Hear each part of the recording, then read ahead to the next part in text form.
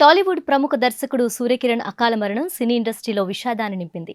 ఇంత చిన్న వయసులోనే అనారోగ్యంతో చనిపోవడం ఏమిటనే సందేహాలు ఇప్పుడు ఇండస్ట్రీలో మొదలయ్యాయి. సూర్యకిరణ్ మరణం వెనుక ఉన్న అసలు నిజాలేమిటనే దానిపై ప్రస్తుతం చర్చ జరుగుతుంది. కొన్నాళ్లుగా చిత్ర పరిశ్రమకు దూరంగా ఉంటున్న సూర్యకిరణ్ ఏం చేస్తున్నాడో ఎవరికీ తెలియదు.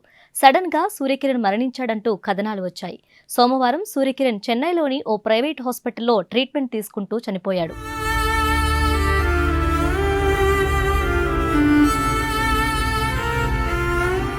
ప్రాథమిక సమాచారం ప్రకారం సూర్యకిరణ్ జాండీస్ బారిన పడి మరణించాడని వైద్యులు తెలిపారు.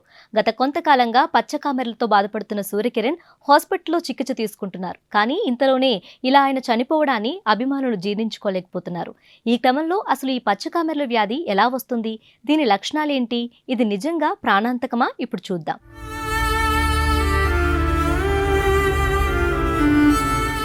జాండీస్ బారిన పడిన వారు సరైన సమయంలో ట్రీట్మెంట్ తీసుకోకపోతే ప్రాణాంతకంగా మారుతుంది. ఫస్ట్ స్టేజ్లోనే గుర్తించకపోతే నష్టం తీవ్రంగా ఉంటుంది. మన బాడీలో ఉండే లివర్ చాలా పనులను నిర్వహిస్తుంది.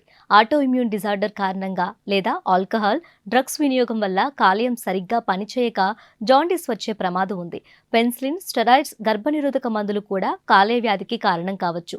ఈ కామెర్లు అప్పుడే పుట్టిన చంటిబిడ్డ నుంచి మొదలై ఎవరికైనా రావచ్చు. ముఖ్యంగా పిల్లలు, వృద్ధుల్లో ఈ వ్యాధి ఎక్కువగా కనిపిస్తుంది.